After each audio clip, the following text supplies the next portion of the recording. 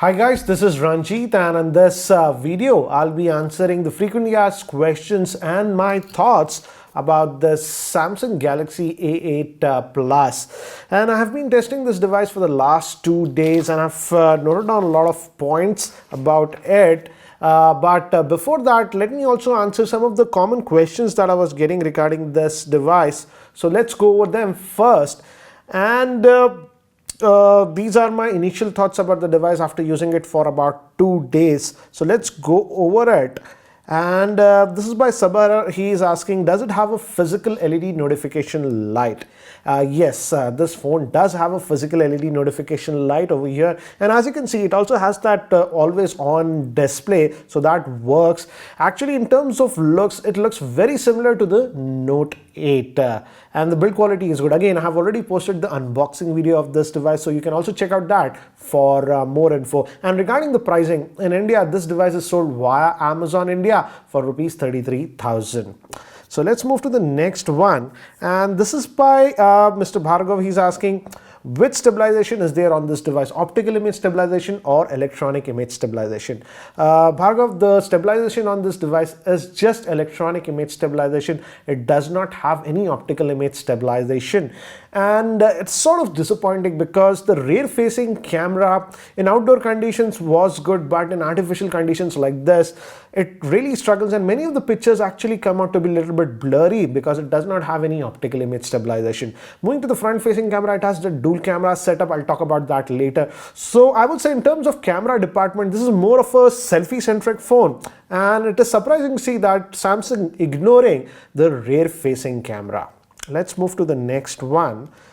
This is by Amit Bhavani. He's asking, does it have 4K video support and Android Oreo out of the box? Sadly, it's no to both the questions. It simply does not have 4K video support, which is extremely disappointing considering the price point of this device. This device is selling for 33,000, but Samsung has not put 4K video support on this. And in terms of Android, it comes with Android Nougat out of the box, so it does not come with Android Oreo. And as this is a mid-range Android device, generally the trend that we have seen with Samsung mid-range Android phones is that they tend to ignore them, and the updates are not very quick on this. So this might get Android Oreo update, but by the time it gets updated, it might be very late. So again, no to both. And I'm really saddened to see that it does not offer 4K video support, because the chipset, actually what it has, the Exynos 7885, can easily support 4K, but it's sad to see that Samsung not giving us 4K support.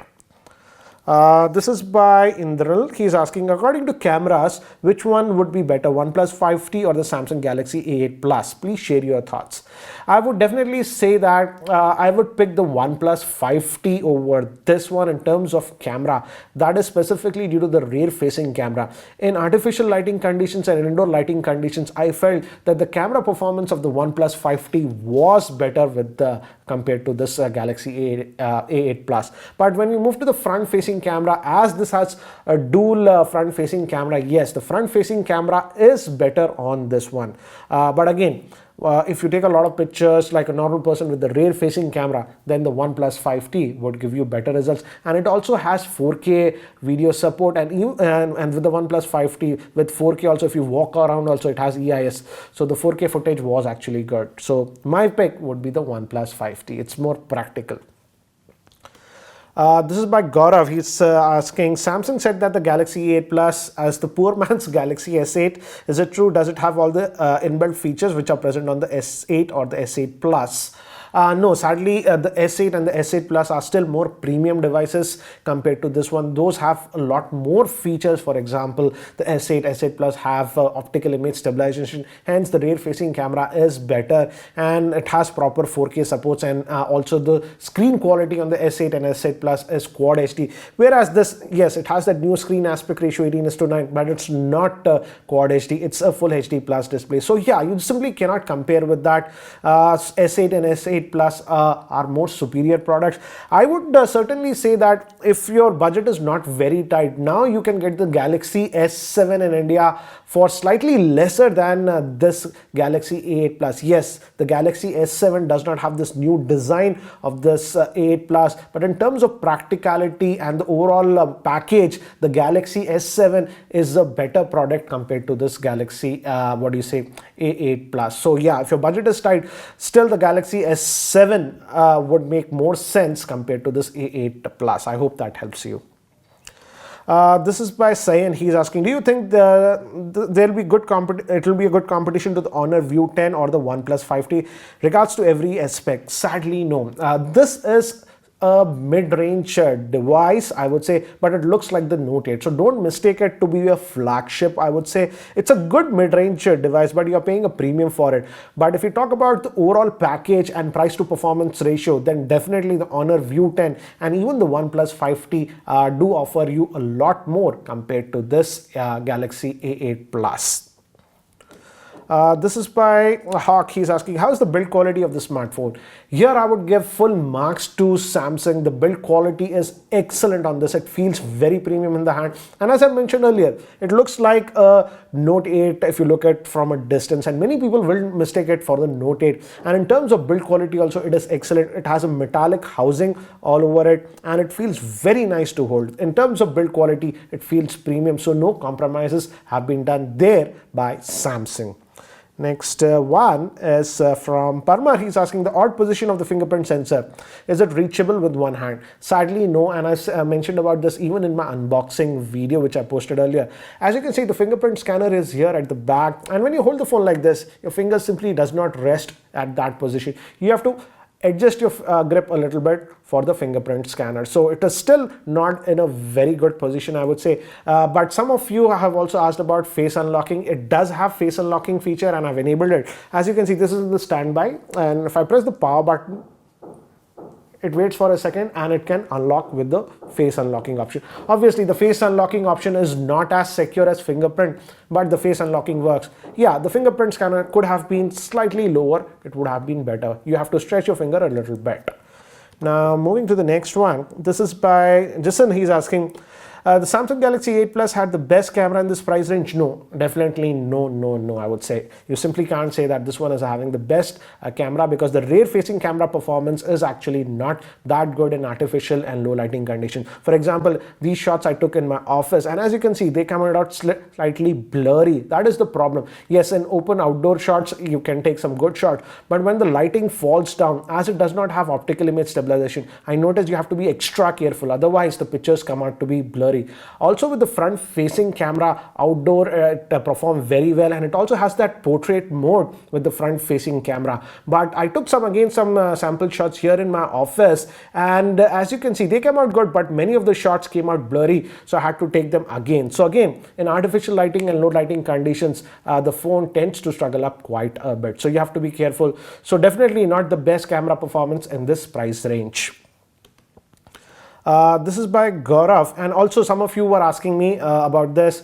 The rear facing camera has just a single lens, so the rear facing camera does not offer the portrait or that bokeh effects. The portrait mode is only for the front facing camera. And this is by Gaurav. Once you said that Samsung doesn't provide basic sensors in their mid-range phones. So does this one have all the sensors? Yes, Gaurav, this one has all the sensors. It has the auto brightness sensor, physical LED notification light, even gyroscope is present, always on display. So in terms of sensors, Samsung did not skimp on this. But again, strictly, this is not a mid-range in terms of pricing. It is priced at 33,000. So you expect those things should be there. But luckily, those sensors, they haven't skimped on sensors with this one. Now this is by Ayush. Your thoughts on no 4K video recording on this A8 Plus at rupees 33,000? Yes, I'm really saddened about it, as I mentioned earlier. And technically the chipset what they're using, the 7885, is capable of processing 4K footage easily. but I think so Samsung has intentionally not given 4K support, because if they gave the 4K support, they might be cannibalizing the sales of their higher end products. That is the simple reason they didn't offer 4K support on this phone and gimping it. So it is saddened, I'm saddened to see Samsung still opting for such tactics, whereas the competition at this price point is offering 4K. So sad to see no 4K support on this device. And this is by Rishiraj. He's asking, and I've got quite a few questions like this. What about value for money? This is a very interesting question. I would say if I just talk about price to performance ratio, then this smartphone is simply overpriced and not value for money, because at this price point you can get far better devices, for example the Honor View 10 or even the OnePlus 5T, that offer you a lot more. But again, if you are a person who really just wants a Samsung phone and a phone that looks premium, looks like a Note 8, then you can go for it. But again, you are paying a high premium for the Samsung branding. Again guys, remember, this is a mid-range phone. This is not a flagship smartphone. Now these were the common questions that I was getting. Now let's move to some of the things that I've noted down.